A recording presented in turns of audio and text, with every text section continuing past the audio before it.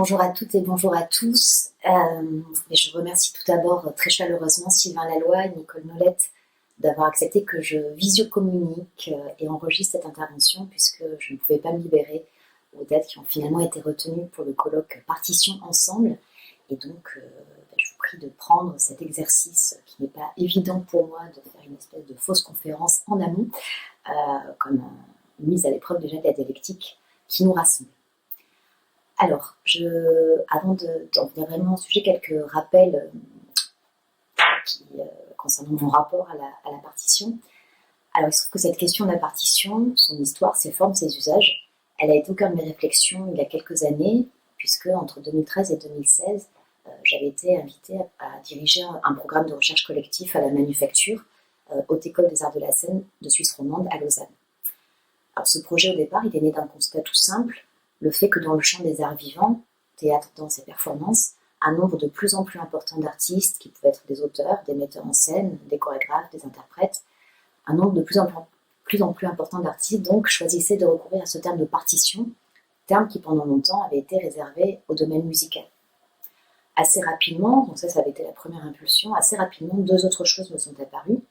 La première, c'est que derrière ce signifiant unique, partition, s'embusquaient des formes et des usages qui étaient, eux, très divers. Et puis la deuxième chose, c'est que finalement, je me suis rendu compte assez vite que cet usage, ce recours au terme de partition, il n'était pas propre à la scène contemporaine, mais il remontait, disons, au tournant du XXe siècle. Voilà, donc à partir de ces premiers constats, mon objectif a été non pas de dégager une formule théorique de la partition qui aurait valu pour toutes et tous, de manière transhistorique, décontextualisée, mais plutôt d'essayer de comprendre les raisons qui portaient tel ou tel artiste à tel ou tel moment, à tel ou tel endroit, à recourir à ce terme de partition et nommer partition tel ou tel objet. Alors, mon intention n'a jamais été d'être exhaustive et en même temps il m'importait vraiment de ne pas me poser en censeur des bons ou des mauvais usages en discriminant par exemple a priori ceux et celles qui auraient eu raison de recourir à ce mot et puis à l'inverse ceux qui en auraient eu un usage trop extensif. Donc je ne voulais pas censurer comme ça les formes a priori et les usages, et simultanément, il ne m'aurait pas paru satisfaisant d'un point de vue théorique de m'en tenir à une simple collection d'exemples qui potentiellement était illimitée. Donc tout au long du projet de recherche que j'ai mené entre 2013 et 2016, j'ai essayé comme ça de naviguer entre un double regard, à la fois centripète et centrifuge, c'est-à-dire que j'essayais de me rendre aussi bien attentive à des enjeux communs, des récurrences, que de l'autre côté à des singularités. À l'issue de ces 2-3 années de réflexion, ce mouvement dialectique m'a conduite finalement à établir une cartographie des partitions constituée de 3 grandes contrées. Ce terme de contrée m'a paru le mieux à même de nommer des territoires artistiques qui étaient caractérisés par un ensemble de tendances esthétiques et politiques, mais aussi de conditions géographiques, historiques, matérielles, intellectuelles, dont je vais justement parler plus précisément au cours de cette intervention. Avant cela, je reviendrai sur ce qui, malgré tout, me paraît constituer l'aspect le plus décisif, le plus transversal à ce qu'on appelle, de manière générale, partition, à savoir être un objet à l'articulation de 2 dimensions, une dimension graphique et une dimension performative.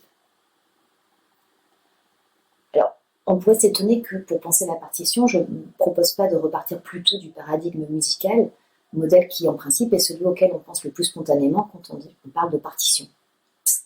Alors, l'évidence avec laquelle on associe la partition à ce domaine ne doit pas faire oublier 2 choses. La première, c'est que la partition ne concerne en réalité qu'un seul pan de la création musicale, celle propre à la musique dite savante ou sérieuse, qui, par contraste avec les pratiques improvisées ou les musiques de tradition populaire, qui, elles, sont transmises oralement, cette musique savante, donc, elle repose sur un principe de notation. La deuxième chose à ne pas négliger, c'est que même à l'intérieur de cette sphère que constitue la musique écrite, la notation a été un processus au long cours et que la partition telle que nous la connaissons aujourd'hui ne s'est véritablement imposée qu'au cours du XIXe siècle, et ça j'en reparlerai plus précisément tout à l'heure. Donc, pourquoi j'ai choisi de parler de partition en termes qu'objet graphique et non pas musical, c'est parce que finalement la musique dépasse largement la question de la partition. Alors cette dimension graphique de la partition, elle est présente en fait dans l'étymologie même des mots, partition dans l'espace francophone ou score dans l'espace anglophone. Je vais rappeler l'étymologie de ces mots, même si l'histoire sémantique de ces termes est assez différente, on va voir que dans les deux cas, ce sont des mots qui renvoient à l'idée d'une marque, d'un geste d'inscription ou d'organisation graphique. Je commence par le mot partition. C'est un mot qui a été forgé à partir du verbe latin partire, qui veut dire diviser, partager. Et dans son acception musicale, il est plus précisément dérivé de l'expression latine partitura cancellata, qui veut dire diviser en compartiments, les compartiments renvoyant aux barres de mesure qui viennent structurer la portée. Alors, il y a quand même une chose importante à préciser, c'est que la partitura italienne, au départ, elle désigne seulement la partie du texte musical qui est pris en charge par tel ou tel instrumentiste, alors qu'à l'inverse, la partition, elle va désigner le tableau des parties d'une composition musicale. Autrement dit, elle est cet objet qui va donner une vue d'ensemble des différentes parties en jeu. Donc là aussi, c'est quelque chose sur laquelle je vais revenir ensuite, mais je le pose d'entrée de jeu. Alors, le terme anglais, lui, il est forgé à partir de l'ancien norrois score, qui veut dire entaille, et originellement, il est lié au monde non pas de la musique, mais de la performance sportive, où il renvoie tout à la fois à l'idée d'inscription, de comptage et de règles. Dans l'esthétique de la vie ordinaire, Barbara Formis explique en effet que le verbe anglais to score signifie noter au moyen graphique une activité durant son accomplissement. C'est ainsi dans le cricket, par exemple, c'est le devoir d'une personne spécifique, le scoreur, de noter les points de chaque équipe. Le scoring, entendu comme substantif, est quant à lui le résultat final de la notation graphique, et il est indiqué au moyen d'un chiffrage représentant le nombre de buts obtenus, au moyen, par exemple, dans le tableau. Fin de la citation. Donc d'un côté, on a le terme français partition qui renvoie à un geste de composition plus ou moins complexe, mais qui est toujours le fruit d'une élaboration réfléchie, et de l'autre, le terme score qui, lui, renvoie à un geste instantané, dont la fonction est de sanctionner l'efficacité d'une action sans autre considération. Et ça, c'est assez important puisque l'idée de beauté n'entre pas en considération. Un beau geste ou une belle action ne permet pas forcément de marquer un point, et inversement. Alors cette relative indifférence par rapport aux questions esthétiques explique sans doute du même coup qu'on a préféré ce terme de score souvent, même dans l'espace francophone, dès qu'il s'agit de mettre en jeu des partitions dans le champ de la performance ou de la danse contemporaine. On peut supposer en effet que les connotations savantes, musicales du terme de partition paraissaient peut-être trop décalées par rapport à ce tournant performatif compris des arts vivants depuis 15-20 ans. Pour ma part, je préfère le terme de partition précisément parce qu'il a un avantage sémantique et théorique important et qui est encore une fois celui qui nous occupe au sein de ce colloque, c'est de poser la question symbolique et politique de la division, de la répartition et du partage. Donc à partir de là, il faut garder en tête que s'attacher aux partitions, ce n'est pas seulement interroger des modes de composition, c'est aussi réfléchir à la façon dont se définissent, se distribuent et s'organisent dans l'espace et dans le temps de la création, les places, les fonctions, les relations et les pouvoirs de ceux et celles qui participent au travail de l'art. Si la partition n'est pas un objet graphique comme les autres, ce n'est pas seulement en raison de ces considérations.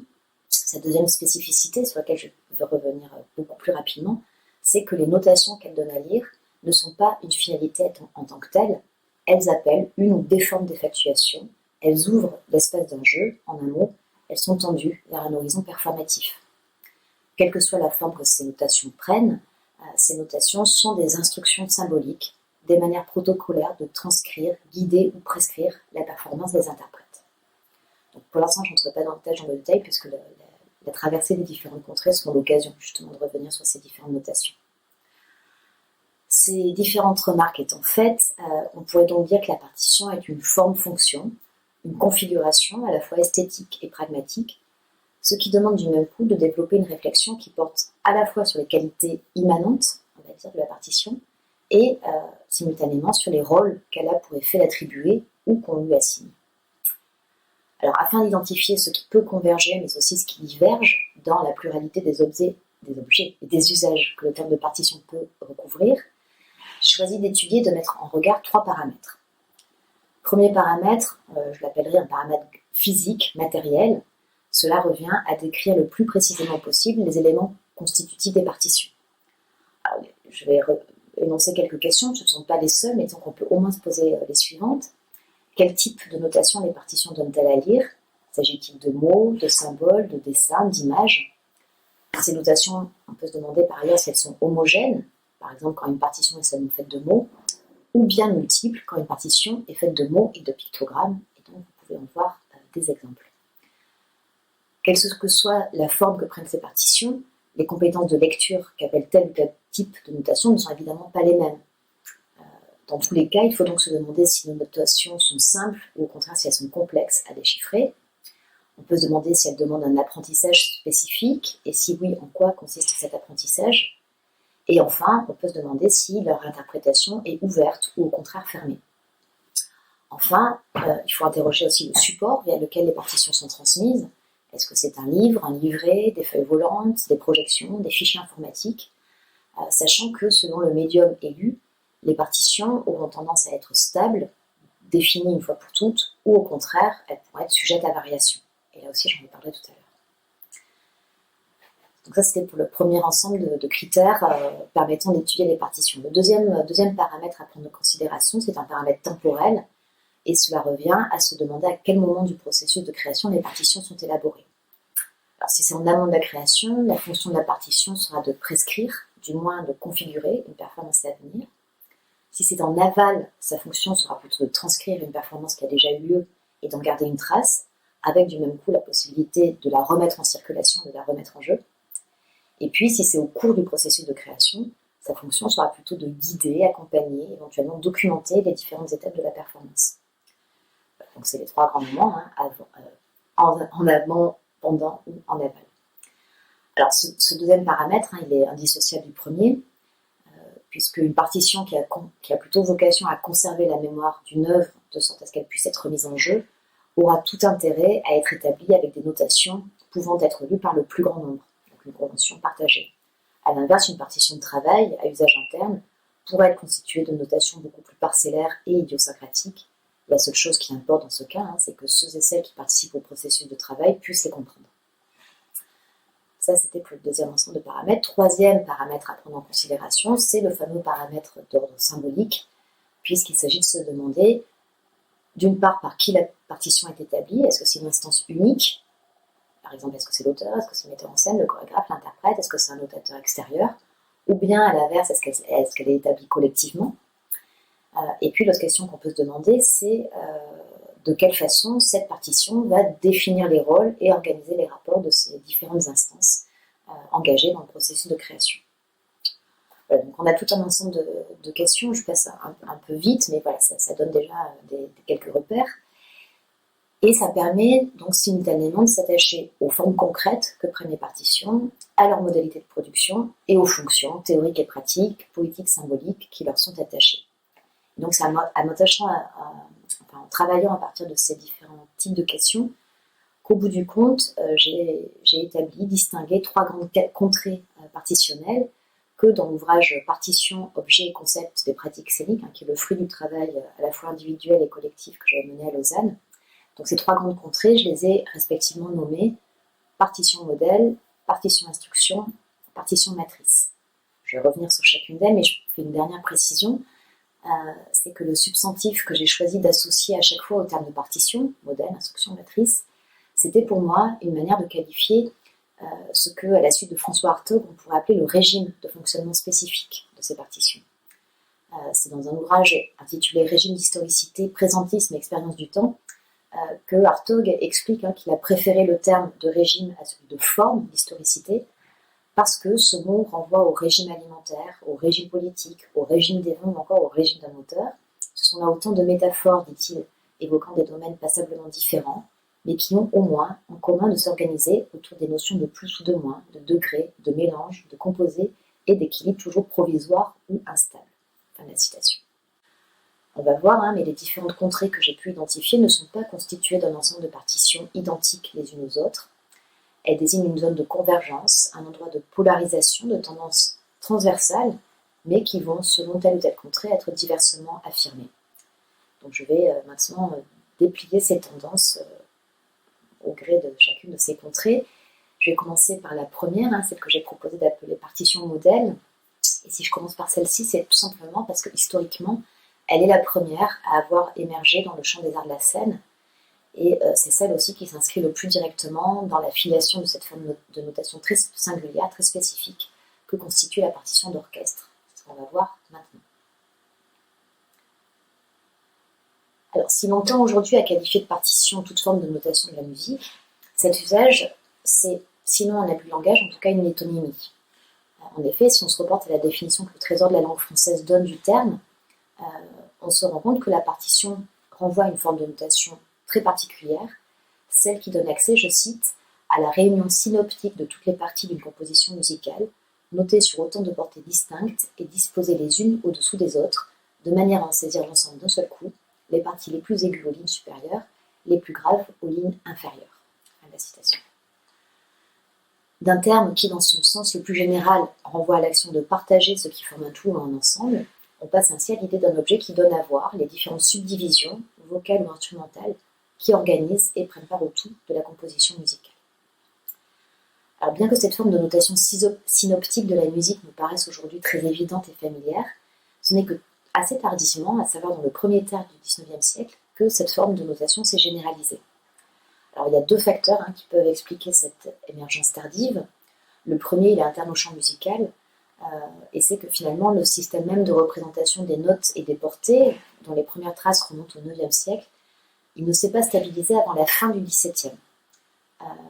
Mais bon, il y a encore fin du XVIIe, premier tiers du XIXe, mais encore plus d'un siècle qui se passe. Donc ça nous ramène au deuxième facteur qui explique l'émergence tardive. Et ce second facteur, c'est que pendant longtemps, les coûts du papier ont été élevés et les techniques d'impression ne permettaient pas de reproduire facilement et en grande quantité n'importe quel type de document, comme ce sera le cas avec l'invention de la lithographie. Et donc, tant qu'on a été dans ce régime, on va dire, matériel, les compositeurs s'en remettaient essentiellement à la mémoire et au savoir-faire des musiciens. Et ils s'en tenaient, du coup, dans les partitions qu'ils établissaient le plus souvent en parties séparées, les fameuses partituras, ils s'en tenaient à la plus grande économie.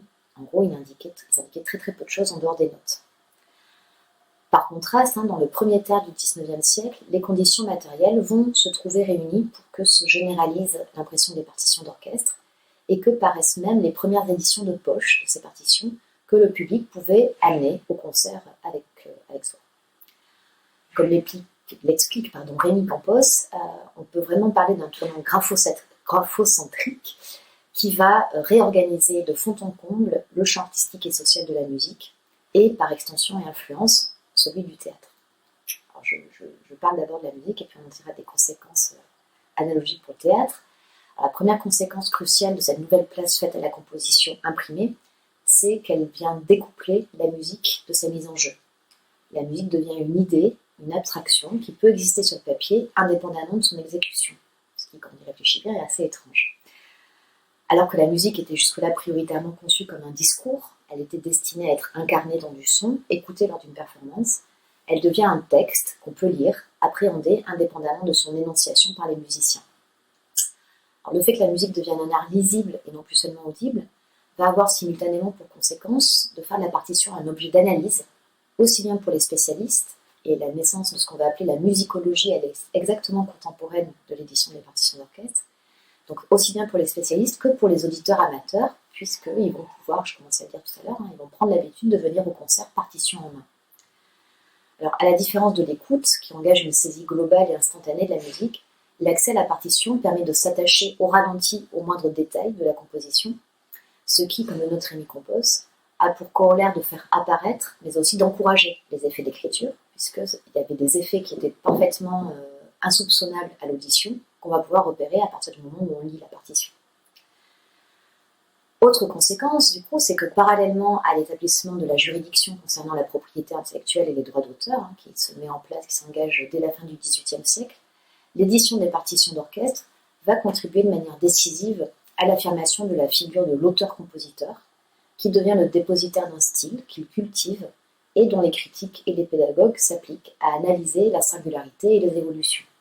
Donc encore une fois, c'est parce que la musique devient lisible que le compositeur devient l'unique auteur et la figure principale qui retient les attentions. Et c'est exactement pour les mêmes raisons que dès le milieu des années 1920, Meyerhold défendra l'idée que si l'on veut faire du théâtre un véritable art, et même une science, la théâtrologie, théatrologie, alors pour lui, il est indispensable de constituer un répertoire de partitions mises en scène. Il s'y emploiera laborieusement, ça ne durera pas, mais en tout cas le fantasme est intéressant. Dernière conséquence de ce tournant graphocentrique et de cette nouvelle attention portée au texte musical, c'est donc qu'elle va instituer le compositeur comme l'unique signataire de l'œuvre, et même complètement changer la notion d'œuvre. Sous l'Ancien Régime, l'autorité musicale pouvait s'exercer, l'autorité pouvant s'exercer sur les objets artistiques, elle était distribuée dans l'ensemble du corps musical. Les compositeurs, les instrumentistes, mais aussi les critiques, les copistes, tous pouvaient participer à l'établissement de la partition finale, ce qui aujourd'hui nous paraît curieux, mais en tout cas c'était le cas. Et en fait, jusqu'au milieu du XIXe siècle, le texte musical était tenu pour un objet ouvert, sur lequel toutes sortes d'interventions étaient possibles, voire indispensables, et souvent les critiques musicaux ont en fait amélioré la partition de l'auteur. Donc la partition, elle continue à être considérée comme un état transitoire de l'œuvre, même si elle avait été imprimée. Dans la seconde moitié du XIXe siècle, en revanche, avec l'édition et la diffusion toujours grandissante des partitions synoptiques, on va avoir un effet de production de l'œuvre, là où, auparavant, les parties séparées permettaient seulement de jouer ensemble. Conclusion de cette première partie, d'un régime de production de la musique où les partitions étaient conçues comme des objets instables, devant s'ajuster aux situations d'énonciation, à savoir la performance du concert, on passe ainsi à un régime où ce sont au contraire les conditions de la performance qui s'alignent sur un texte quant à lui considéré comme immuable. Donc on a vraiment une inversion des rapports entre écriture et mise en jeu qui va avoir pour très directe conséquence de reléguer les musiciens au rang de médiateurs subalternes qui n'ont plus de marge d'improvisation ou de création. Ils doivent se soumettre à l'autorité absolue de l'œuvre telle qu'elle a été écrite par le compositeur. Et quand les compositeurs ne sont pas directement là pour vérifier que leur œuvre est bien jouée telle qu'ils l'ont écrite, c'est au chef d'orchestre à qui revient la charge de veiller, partition sous les yeux et baguette en main, à ce que le texte musical soit respecté à la lettre.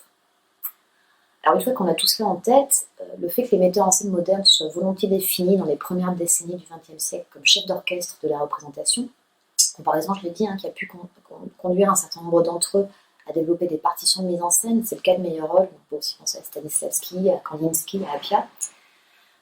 Donc d'un côté, il y a les metteurs en scène qui se définissent comme chefs d'orchestre de représentation, de l'autre, il y a des metteurs en scène, mais aussi des auteurs qui qualifient leur texte de partition. Toutes ces analogies, elles deviennent potentiellement lourdes de conséquences pour l'organisation pratique et symbolique de la création théâtrale. Ça redistribue complètement les fonctions et les pouvoirs.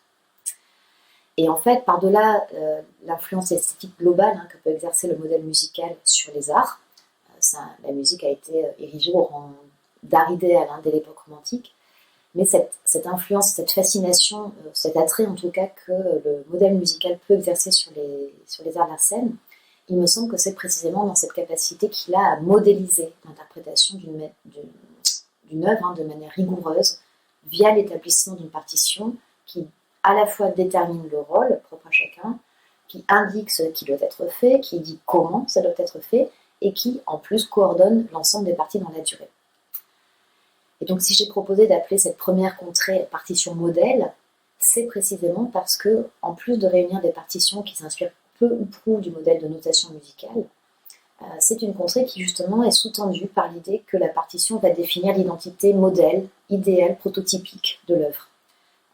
Elle est ce qui la définit, ce qui permet d'en conserver la mémoire, indépendamment des actualisations, des interprétations multiples, éphémères, auxquelles cette partition peut donner lieu. Alors, de manière synthétique, je dirais que ces partitions modèles, elles ont trois principales caractéristiques. En premier lieu, ce sont des partitions qui, à l'instar de la partition d'orchestre, visent à structurer et coordonner avec le plus de précision possible les différents mouvements, les différents langages amenés à se déployer de manière successive et simultanée dans le déroulé temporel de la représentation.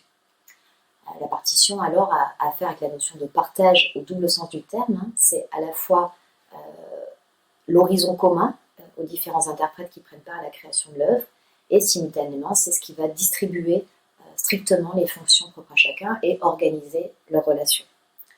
Ça, c'était la première caractéristique. Deuxième caractéristique, c'est que ces partitions, comme c'est le propre de la notation musicale, ont l'ambition de développer des principes de représentation graphique qui vont guider, si ce n'est contrôler, la mise en jeu sonore, visuelle, spatiale de l'écriture. Et quel que soit le degré de sophistication de ces notations, cryptiques ou plus accessibles, elles exigent de la part des interprètes, metteurs en scène ou acteurs, un effort de déchiffrage. Troisième et dernière caractéristique de cette contrée, les partitions modèles, c'est que quel que soit le moment de production de la partition, généralement c'est en amont de la performance, puisque la partition va permettre justement de concevoir l'œuvre et puis de guider son exécution, mais elle peut aussi exister à l'issue du travail scénique, c'était le cas chez Meyerhold. Donc la fonction de cette partition la fonction de cette partition, c'est de fixer la mémoire dans le deuxième cas, mais ces partitions modèles, elles ont pour caractéristique commune de témoigner d'un intérêt marqué pour les questions de la composition et de ses renouvellements formels. Alors que cette composition soit harmonieuse ou dissonante, qu'elle soit continue ou discontinue, c'est un idéal esthétique qui doit transcender les volontés particulières, qui vient transcender les logiques, les envies individuelles, et qui requiert de l'ensemble de ceux et celles qui prêtent part à la création la plus grande exigence et souvent la plus grande humilité vis-à-vis de l'autorité de l'écriture. Et c'est en grande part en réaction contre cette façon de concevoir les processus de composition et la stricte division du travail artistique à langage, c'est donc en réaction contre ces partitions modèles qu'ont été conçues les partitions que j'ai choisi de rassembler dans la deuxième contrée, celle que j'ai appelée des partitions instructions.